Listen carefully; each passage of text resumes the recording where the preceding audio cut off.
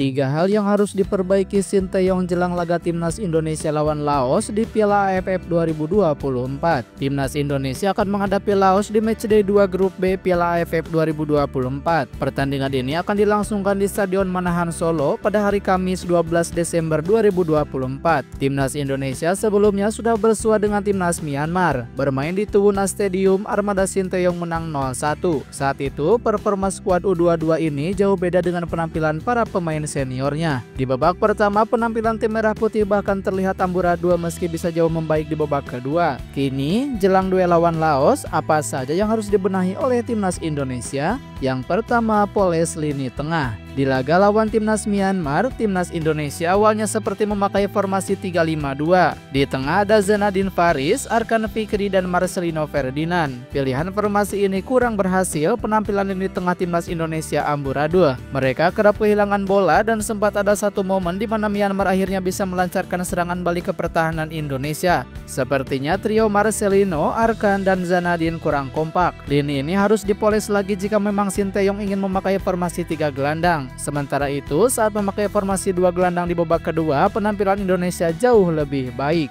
2. Asah lini serang. Di laga lawan Myanmar, Timnas Indonesia menurunkan 2 penyerang kembar di depan. Hoki Caraka berduet dengan Arkan Kakak. Sayangnya penampilan keduanya tidak optimal. Keduanya memang bekerja keras menekan lawan dan mengejar bola, namun mereka tidak bisa padu. Mereka bahkan tidak bisa mengancam gawang Myanmar sama sekali di babak pertama. Di babak kedua, penampilan Indonesia berubah. Saat itu Arkan Kakak ditarik keluar dan Hoki Caraka menjadi penyerang tengah, diapit oleh Rafael Strike dan Victor Detan. Namun formasi 2 penyerang dan 3 penyerang itu sama saja. Lini serang Indonesia kurang greget dan harus diasah secepatnya. Mereka harus mengasah kreativitas saat membongkar pertahanan lawan. Lalu yang paling penting adalah memoles finishing alias penyelesaian akhir. Dan yang ketiga, benahi fisik Strike dan Asnawi. Di laga lawan Myanmar, Rafael Strike dan Asnawi Mangku Alam awalnya duduk di bangku cadangan saja. Mereka baru bermain di babak kedua. Masuknya Strike dan Asnawi langsung membantu mengubah arah jalannya pertandingan. Mereka membuat permainan Indonesia jadi lebih tertata, lebih solid di belakang, dan memperlancar serangan ke pertahanan lawan. Strike dan Asnawi dimasukkan sebagai pemain pengganti karena masalah fisik. Keduanya memang baru merapat ke skuad Indonesia sehari sebelum laga lawan Myanmar. Dengan vitalnya peran kedua pemain itu jelasnya harus terus dimainkan di skuad Indonesia. Namun sebelum itu, Sinteyong harus membenahi fisik keduanya agar bisa bugar 100%.